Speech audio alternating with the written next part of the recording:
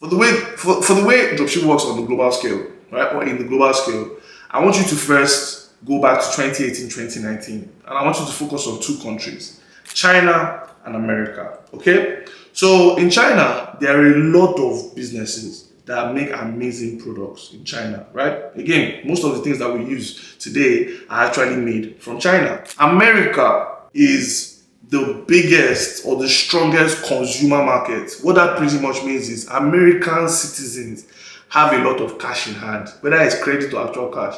They have a lot of cash in hand to buy products. Okay, good. So there are people, drop shippers, that started a business where they would work with the Chinese supplier to deliver products to those American consumers. Right? Now this is 2018, 2019. What happened in 2019? Can you remember? COVID. So when COVID hit, everybody was at home. The government was paying people certain amounts of money to stay at home, which is wild. I don't think we got that leverage or opportunity in Nigeria, but hey, that's a story for another day. If you did dropshipping back then, you would create a store on a platform called Shopify. You would then connect apps. So AliExpress and CJ Dropshipping were the popular apps back then. And then the American customers would come to your Shopify store. So they will come to your own website. So www. Let's say Chioma online or Debenhams online. They will come to that website and patronize you and buy the product from your website, pay you, right? And then you at the back end would send that order to the manufacturers in China, and those Chinese people will deliver directly to your customer. That's how it worked on the global scale. Now, let's come to Nigeria.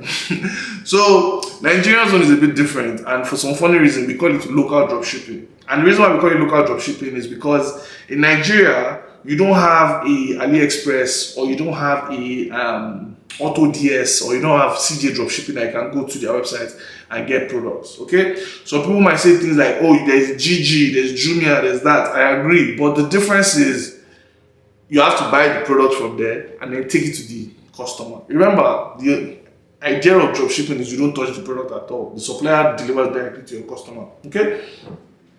So what worked for me, right? Let me speak for myself here, because again, I've also documented it how I spent $10,000 trying out all these different dropshipping businesses I'm talking about here, right? So what worked for me was I would go into the market. So I'll go into the local market, go into like a Tinubu market, find people that sell jewelry, things like that. Come online, I would take nice pictures of the jewelry there, come online and create a brand online. So online would be Instagram, Facebook, stuff like that.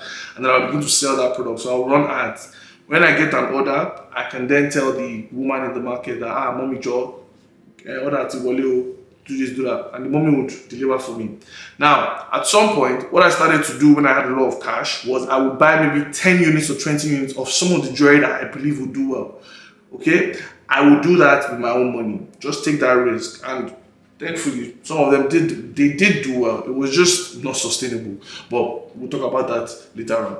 So that was how it would work. So you go to the market, you find a supplier or a businesswoman or a businessman, depending, that you could work with, and then they will be the ones to supply your products to the customer when you get orders, right? So that's a very similar setup. The only difference here is, like I said, there is no AliExpress, there is no CJ dropshipping, there is no AutoDS. There is just human beings, right? So maybe that's why it's called local dropshipping.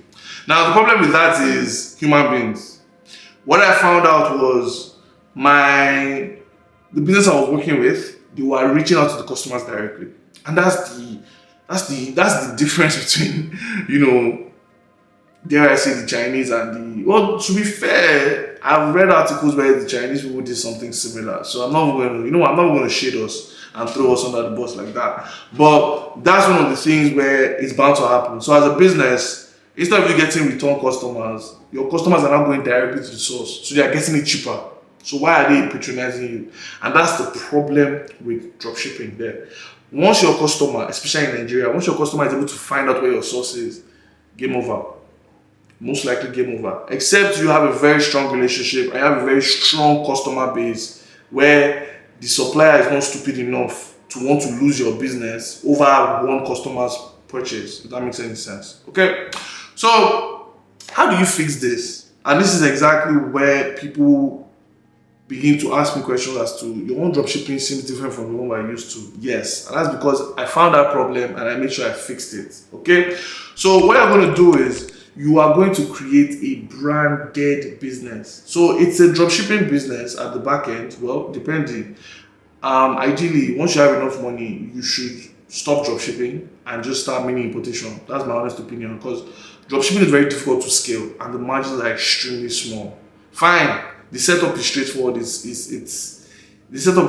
it up is very straightforward and it's not a lot of money. But trust me, if you want to scale and you want to build wealth with, you know, an e-commerce business, it can't be a dropshipping store or a dropshipping business. I'm sorry, that's just it, right? So what you're going to do is, at some point when you build momentum for your dropshipping business, you then turn it into a branded store. What do I mean by that?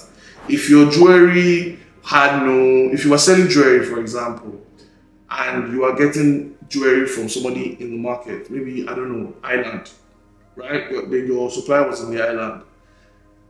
You need to make sure that you begin to brand your products differently. So you have a branded bag, you have a branded packaging bag, you have branded designs. Yes, you're going to start committing more money to make sure you stand out from everybody else in the market. And that's how you build a business, okay? So you start with drop shipping, but then you then begin to scale it into your own mini importation.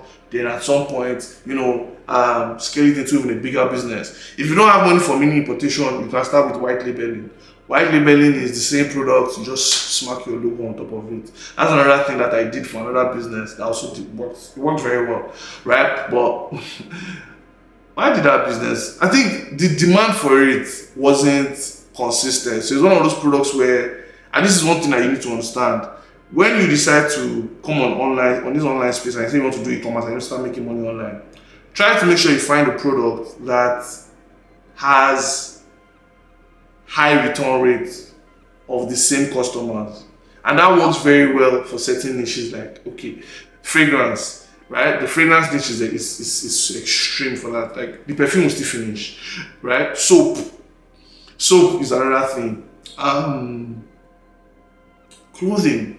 You know, again, I talk a lot about clothing on this channel. I have series of videos talking about outside clothing business. You know, again, this is one of the products I sell, things like this, right? So that's pretty much how you want to understand how to start as a drop shipper and then scale into an actual business person, business owner, business orga, business madam, things like that. Okay, like I said, I have a full dropshipping course. You can go and watch that next so that you understand exactly what I'm doing or what I'm talking about here step by step.